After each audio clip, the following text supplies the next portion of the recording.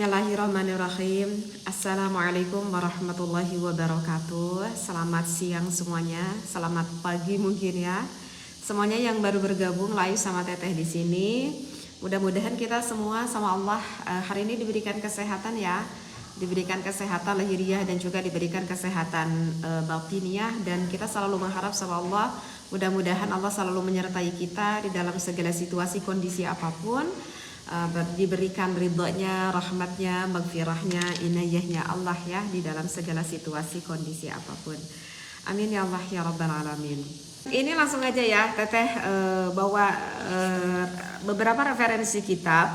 Insya Allah Teteh ingin membahas tentang apa saja sih yang diharamkan bagi wanita yang sedang mendatangi hadas besar, yaitu dari darah haidnya. Jadi ada larangan gitu ya yang tidak boleh dilakukan.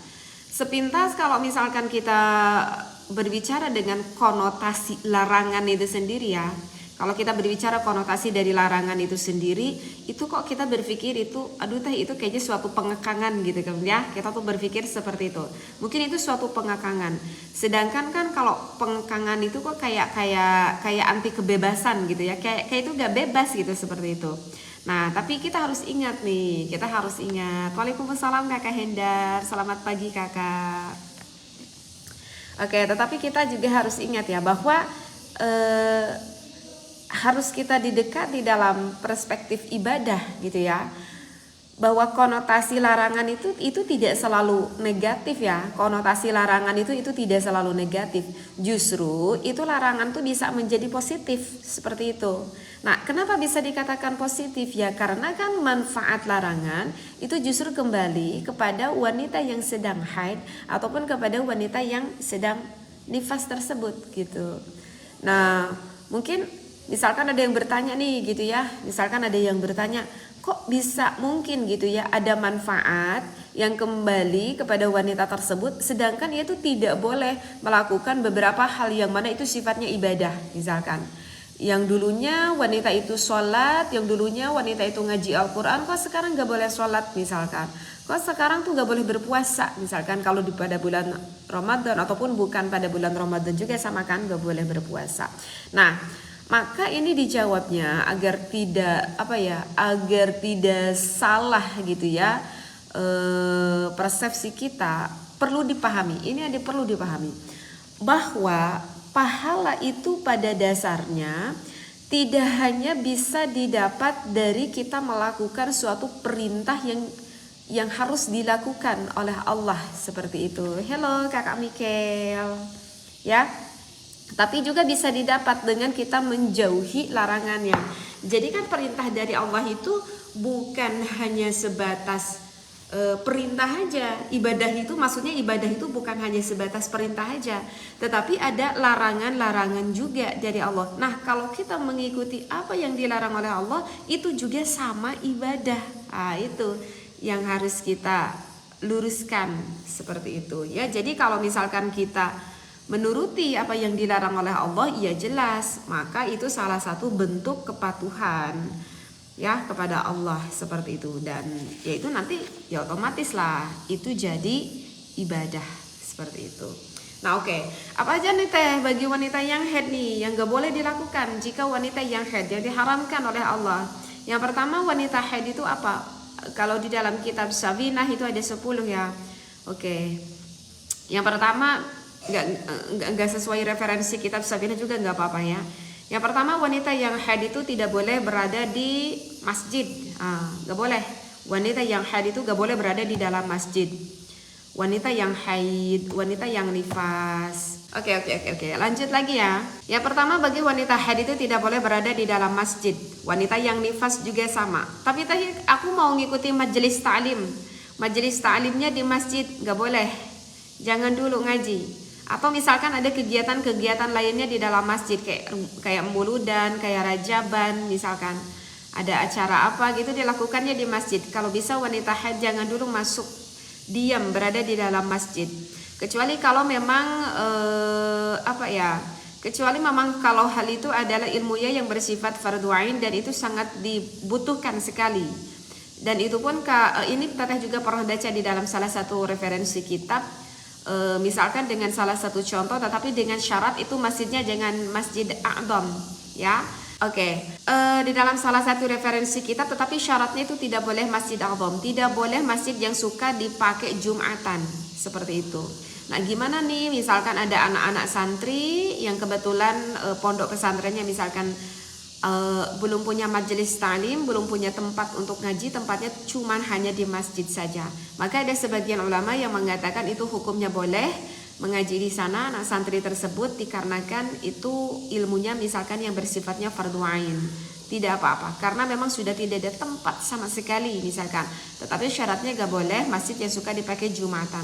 Kalau yang suka dipakai Jumatan itu jelas tidak boleh. Ya kalau kita masyarakat umumnya ya udah kita tekankan aja, tidak perlu masuk ke dalam masjid, sudah ditekankannya begitu aja, ya. Karena ini ada hadis, dan ini hadisnya sahih ya. Ini yang diriwayatkan oleh Abu Daud. Ini dari Aisyah radhiyallahu anha qalat, Rasulullah pernah bersabda seperti ini, inni la uhillul masjida li haidin wala junubin, gitu. Ini hadis yang disampaikan oleh Rasulullah, katanya bahwa sesungguhnya saya tidak menghalalkan masjid bagi wanita yang sedang berhaid dan juga bagi wanita yang sedang berjunub. Ini hadisnya yang diriwayatkan oleh Abu Daud dan ini hadisnya sahih. Jadi insya Allah paham ya untuk yang pertama ya. Nah, kemudian ini Teteh membawa referensi kitab juga ya.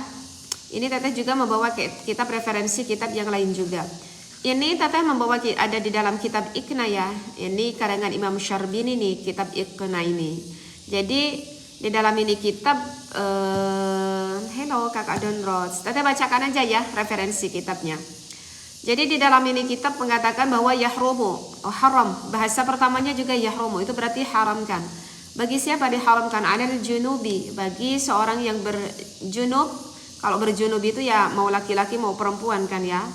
Wal haidi, dan juga wanita yang berhaid. Nah ini baru wanita. Wan nufasai, dan juga wanita yang bernifas. Apa? Ma haruma bil hadasil asghari, seperti itu. Kenapa? Li'annaha aghladu minhu.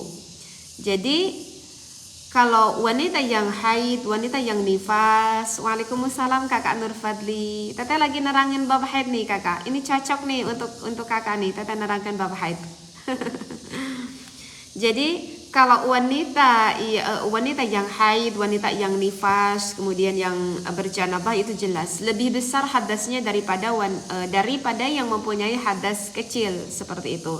Wasyai'ani akharani, kemudian dan ada dua hal yang lain yang sama-sama dilarang. Ahaduhumal maksu limuslimin ghairin nabi bil masjidi.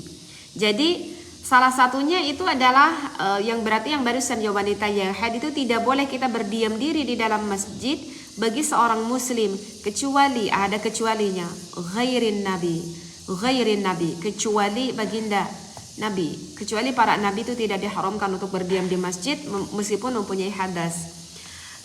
Untuk perempuan Kakak Abdul Aziz cocoknya lanang jagat Kakak. Untuk perempuan bagusnya lanang jagat. Ya, bagusnya lanang jagat. Untuk istri kita, untuk anak kita yang masih gadis juga, nanti minum aja lanang jagat. Bagus sekali itu untuk staminanya, sistem sarafnya, pengaliran darahnya, dan hormonalitasnya baik sekali. Ya, lanang jagat aja kalau untuk perempuan Kakak. Apa sih? Nuhunnya. Seperti itu.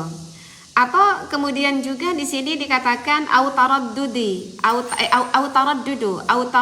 atau misalkan kita bermondar-mandir fihi di dalam masjid, seperti itu. Li ghairi udhrin, itu pun kalau tidak ada uzur, kecuali kalau ada uzur. Kalau ada uzur itu beda lagi ceritanya. Kalau ada uzur, kayak uzur ya misalkan apa aja deh uzur. Mungkin terjadi suatu bencana, mungkin tempat yang paling aman itu adalah di masjid, maka tidak apa-apa wanita yang haid, wanita yang nifas, yang berjanabah itu diam di dalam masjid karena kan lagi uzur, ada madharat misalkan seperti itu ya. Dan ini jelas kenapa di dalam ini kitab mengatakan ini langsung referensinya dari dauhan Allah Ta'ala, la taqrabus sholata wa antum sukara hatta ta'lamu ma taquluna wala junuban illa abiri sabilin hatta taghtasilu. Nah, ini kalau kita berbicara dari dari ayat Al-Qur'annya ya, seperti itu.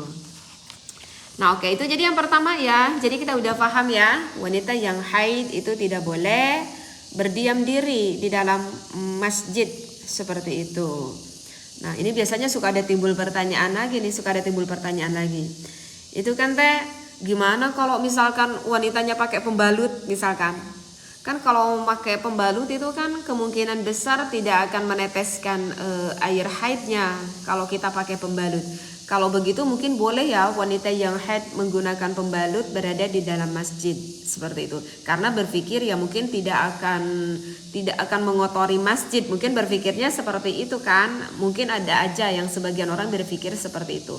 Nah, harus kita pahami bahwa larangan tersebut itu maksudnya adalah di dalam bentuk memuliakan masjid itu.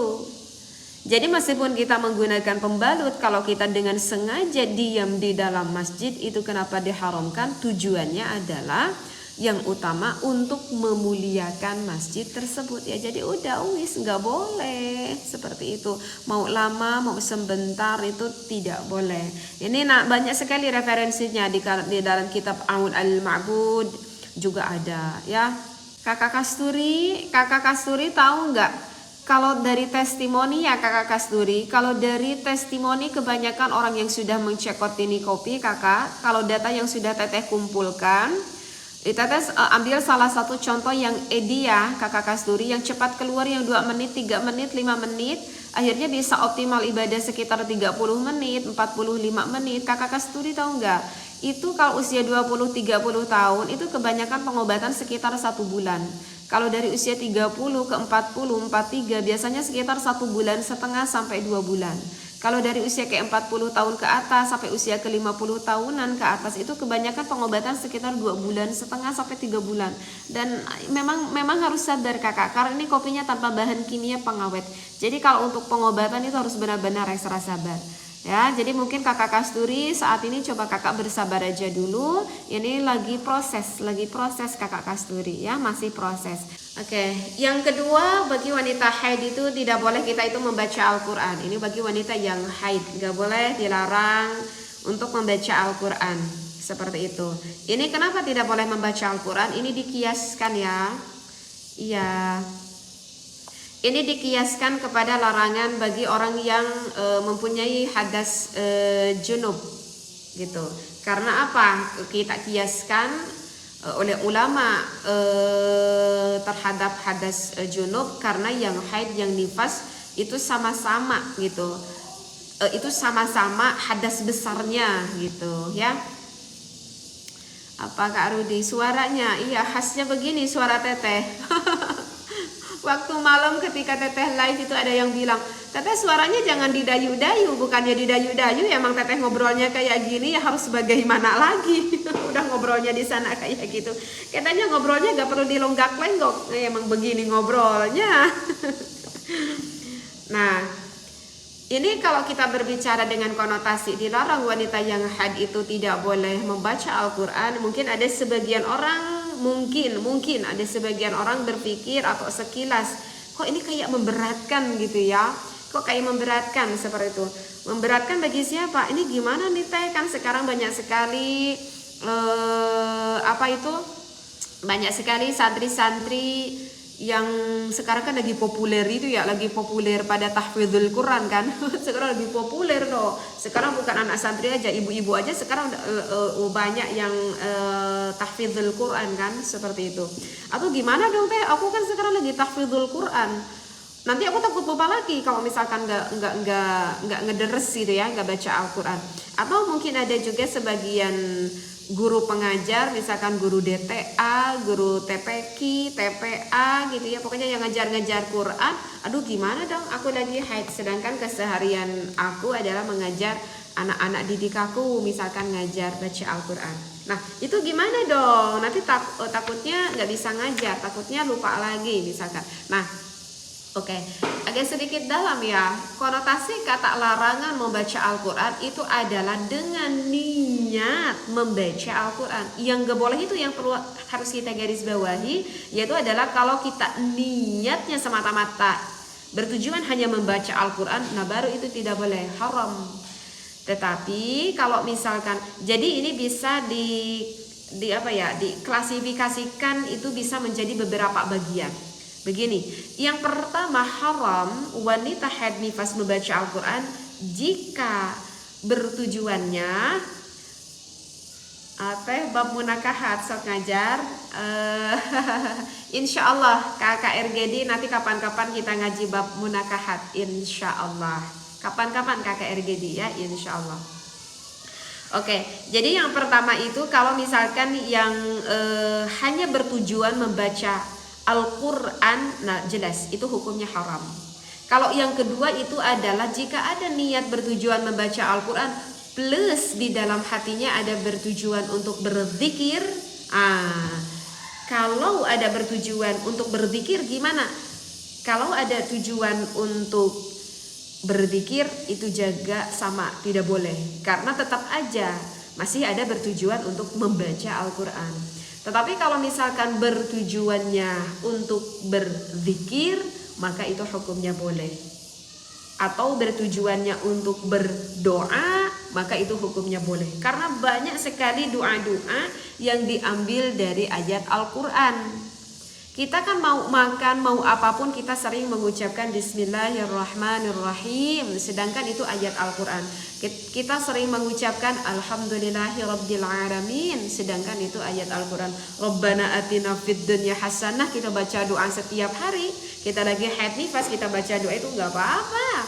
Itu ada di ayat Al-Quran kan tujuannya untuk berdoa. Makanya bagi wanita yang haid misalkan menghadiri ada undangan tahlilan, suka ada ya, syukuran apapun itu kan suka bertahlil dulu. Yang dibaca tuh surat Kulhu, Falak, An-Nas sampai kesananya lillahi ma fis samawati wa ayat innallaha wa malaikatahu, itu kan ayat Al-Quran semuanya. Itu nggak apa-apa karena tujuannya untuk berzikir, tujuannya untuk mendoakan bagi yang sudah wafat misalkan. Itu wis nggak apa-apa karena kan tujuannya untuk berdoa seperti itu ya. Nah sekarang yang ketiga yang diharamkan bagi wanita yang haid itu kita itu tidak boleh menyentuh mushaf. Wanita yang haid itu tidak boleh menyentuh mushaf. Kita itu tidak boleh menyentuh Al-Quran seperti itu. Mau apa tuh, mau yang di sampingnya itu apa tuh jilidnya, selama itu nempel ke Al-Quran juga itu tidak boleh. Kenapa tidak boleh wanita yang haid yang nifas untuk membaca Al-Quran? Karena ini sudah jelas banget ya, ada di dalam surat Al-Waqi'ah ya, ada di dalam surat Al-Waqi'ah pada ayat ke-79, la yamassuhu illal mutahharun. Itu jelas banget di dalam ayat Al-Quran kita tidak boleh la yamassuhu, kita tidak boleh untuk memegang mushaf, memegang Al-Quran illal mutahharun, kecuali bagi wanita kecuali bagi orang yang bersuci. Makanya wanita yang haid yang nifas itu enggak boleh. Termasuk orang yang tidak mempunyai wudhu pun itu tidak boleh memegang Al-Quran. Tetapi kalau orang yang enggak punya wudhu mah itu boleh membaca Al-Quran, hanya tidak boleh memegang Al-Quran. Jadi sudah jelas ya, wanita yang haid nifas itu tidak boleh membaca Al-Quran karena ini sudah jelas ada di dalam ayat Al-Qurannya seperti itu ya. Ini yang disampaikan oleh Imam Syafi'i, Imam Maliki dan imam-imam yang lainnya. Ini sama karena ini udah dari dalil ayat Al-Qurannya. Kalau kita lihat definisi mushaf, di dalam kitab Tuhfaj Al-Muhtaj bahwa wahamlul mushafi, jadi kita haram bagi orang yang berhadas untuk membawa mushaf. Memang mushaf itu apa? Huwa, yang dinamakan mushaf itu adalah ismun lil maktubi, yaitu nama dari sesuatu yang memuat min kalamillahi bainad dafataini, dari yang memuat dari kalam Allah yang ada di antara dua sisi sampulnya. Maka sekarang kita mengenal Al-Quran itu yang ditulis yang ada di dalam kertas ya, seperti itu. Yang ini kakak, nanti kakak MNI cekot yang lanang godek kakak. yang larang godek, kakak punya sakit jantung mah hipertensi gak? Kalau punya sakit jantung mah hipertensi, kakak yang larang jagat. Kalau tidak punya sakit jantung mah hipertensi, nanti kakak cekotnya yang larang godek, yang warna merah kakak, ya. Oke, nah sekarang ada timbul pertanyaan seperti ini. Teteh gimana nih teh? Sekarang kan ada Al-Quran, tetapi Al-Quran itu disimpan di handphone, ya kan? Kalau dulu kita, enggak punya. Oke, nanti kakak bisa cekot yang larang godek. Bagusnya yang ini, diminumnya 1 hari 2 gelas. Kakak mau ibadah, kakak nggak mau ibadah, pokoknya kakak minum ini kopi, ya. Kakak MNI, kakak mau ibadah, kakak nggak mau ibadah, pokoknya kakak minum ini kopi. Karena ini tujuan utamanya untuk kesehatan, memperbaiki sistem saraf sama pengaliran darah dalam tubuh. Kalau sistem saraf sama pengaliran darah dalam tubuh itu nanti udah sehat, maka nanti akan bekerja kembali secara optimal dengan sendirinya kakak. Ini diminumnya 1 hari 2 gelas, pagi sama malam sekitar jam 7 malam. Teteh sarankan minum ini kopinya perut isi kakak, jangan perut kosong. Kalau mau pakai gula, nanti kakak nanti bisa pakai gula aren. Dan ini nggak boleh pakai gula pasir. Oke, apa tadi yang sedang teteh terangkan? Oke, teteh itu kan wanita yang haid. Teteh itu kan wanita yang haid, itu kan nggak boleh baca Al-Quran. Nah sekarang teteh, kan itu sekarang banyak ayat Al-Quran itu ada di dalam aplikasi handphone gitu. Atau misalkan kita yang sedang punya hadas junub, itu gimana? Kan ada Al-Quran di aplikasi handphone. Berarti kan kita itu nggak boleh dong teh gitu ya, memegang handphone itu sedangkan yang kita klik itu keluar muncul ada ayat Al-Qurannya seperti itu. Nah itu apakah boleh atau tidak? Nah kita harus jelas dulu akan referensi dari mushaf. Yang tadi kan udah teteh bilang kan, referensi dari mushaf itu. Nah sementara tulisan Al-Quran di dalam handphone, sekali lagi, sementara tulisan Al-Quran di dalam handphone itu tidak termasuk akan batasan tulisan. Itu tidak termasuk akan batasan tulisan. Ini yang disampaikan oleh ulama. Karena di dalam handphone itu merupakan pancaran yang dihasilkan oleh sinar, sehingga tidak sama kan dengan mushaf. Jadi adanya tulisan ayat Al-Quran itu karena ada pancaran dari sinar seperti itu, ya. Dan itu boleh disentuh oleh wanita, ya. Ini yang disampaikan keterangannya kenapa di dalam handphone itu boleh. Ini yang disampaikan oleh Imam Az-Ziyadi yang dikutip oleh Imam Sulaiman Al-Bujairami seperti itu, ya. Karena di dalam referensi kitab itu jadi mensamakan seperti kalau dalam referensi kitab itu menyamakan seperti menulis dengan tinta atau sejenisnya di atas batu, di atas kayu, itu baru. Tetapi kalau misalkan di udara atau di air, maka itu akan hilang, maka itu hukumnya diperbolehkan. Jadi kan sama, kalau kita nulis di udara, kita nulis di air, itu nanti akan hilang. Sama seperti di handphone juga kan ada tulisan itu dikarenakan sinar, dan itu nanti juga akan hilang. Nah itulah yang menjadikan alasan menurut ini Imam Az-Ziyadi itu boleh kalau misalkan memegangnya yang ada di dalam handphone. Oke, sekarang untuk yang selanjutnya lagi, apa yang diharamkan bagi wanita haid itu adalah bagi wanita haid ataupun nifas itu sama ya, tidak boleh berhubungan antara pasangan suami dan juga istri. Jadi tidak boleh interaksi nih. Suami istri maksudnya paham di sini ya, tidak boleh memasukkan ilajul hasyafati fil farji. Tidak boleh memasukkan hasyafah ke dalam farjinya. Karena ini ada hadis sahih, ini yang diriwayatkan oleh Imam Muslim, isna'u kulla syai'in illa nikah. Ada bahasanya illa nikah. Jadi tetapi di dalam ini hadis mengatakan isna'u, lakukan aja kulla syai'in, semuanya lakukan aja kecuali hubungan badan antara pasangan suami dan juga istri. Di dalam hadis itu yang disampaikan berarti ini menunjukkan ya, kalau gitu berarti teteh boleh dong ya kita bermesraan, boleh. Yang penting tidak memasukkan ilajul hasyafati fil farji. Hal ini sangat berbeda sekali dengan ajaran orang Yahudi pada zaman-zaman dulu gitu. Tapi nggak tahu Yahudi zaman sekarang. Kalau Yahudi zaman dahulu itu keras banget nih. Bagi wanita yang haid, yang nifas itu keras banget. Kasian banget kalau orang wanita yang haid, orang yang nifas pada ajaran Yahudi pada zaman dulu. Karena kalau orang Yahudi itu melarang wanita itu yang haid, wanita yang nifas itu berinteraksi dengan keluarganya dulu, zaman dulu gitu. Hello Kak Pilot, ini Teteh lagi ngaji nih. Ini Teteh lagi ngaji, ya. Itu tidak boleh pada zaman Yahudi dahulu, ajaran Yahudi nggak boleh istrinya itu berinteraksi dengan keluarganya, nggak boleh makan, kumpul dengan keluarga, dengan anaknya, dengan suaminya, itu nggak boleh. Ya, bisa kebayang ya, tersiksanya itu wanita-wanita yang haid, yang nifas pada ajaran orang Yahudi pada zaman dulu. Sedangkan kan kalau di dalam Islam itu sangat toleran, menempatkan wanita itu pada posisi yang sangat begitu mulia ya, seperti itu.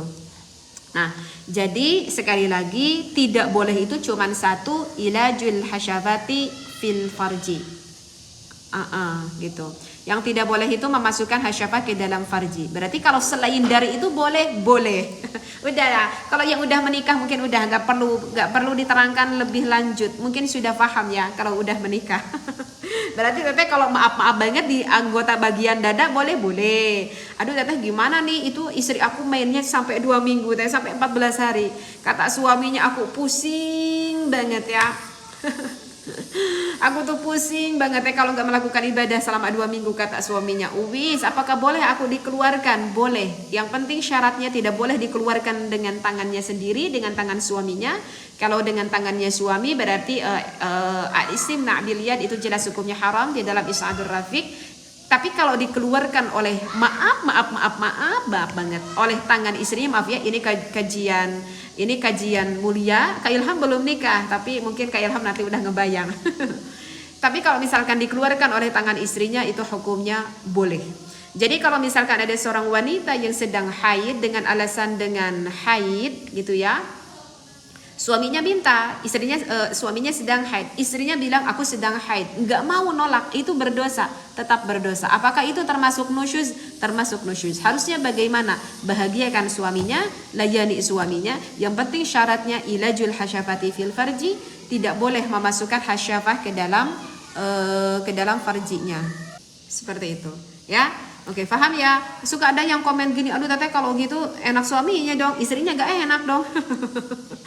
Enggak, istrinya juga sama bisa menikmati. Itu pun kalau suaminya paham. Kalau suaminya lihai gitu sebetulnya istrinya juga bisa menikmati.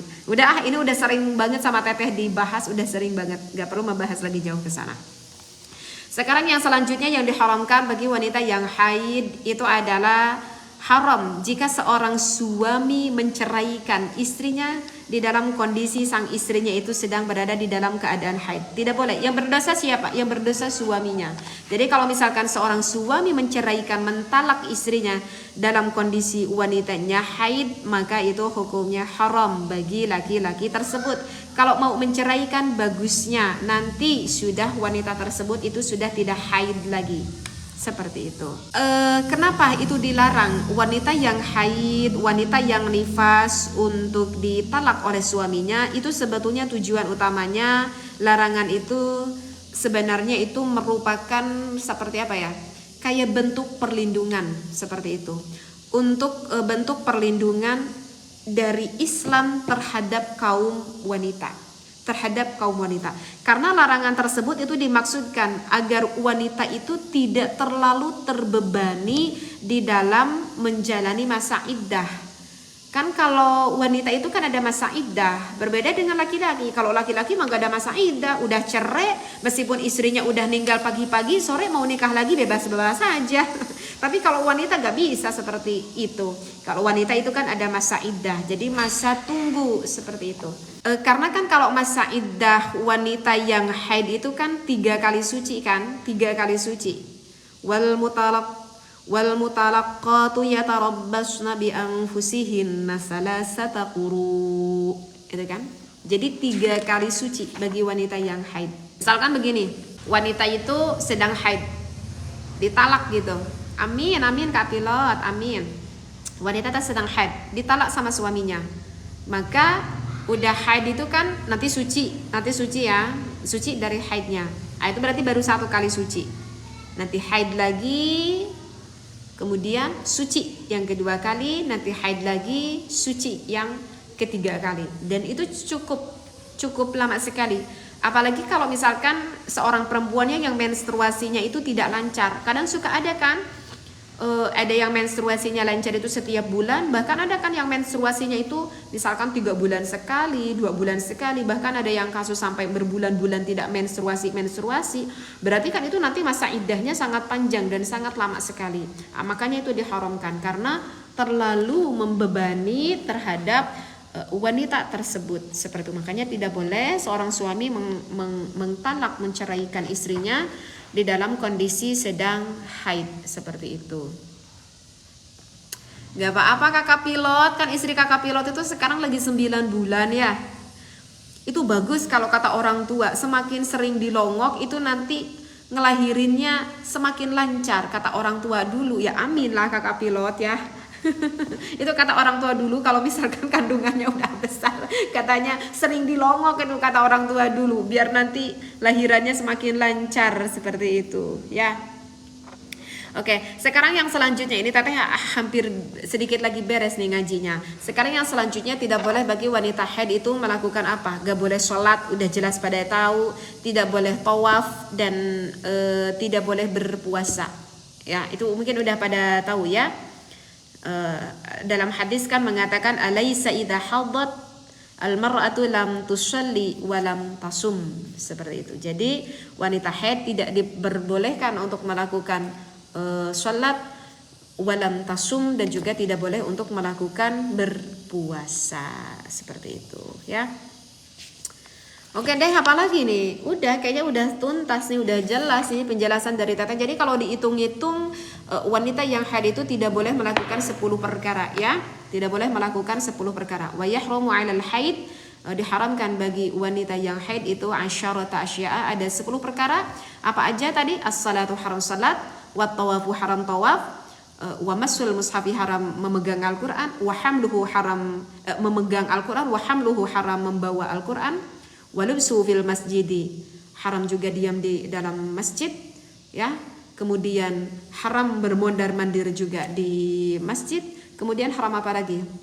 Haram dialap suka bima baina serati warukbah, haram dialap suka oleh suaminya antara pusar dan lutut.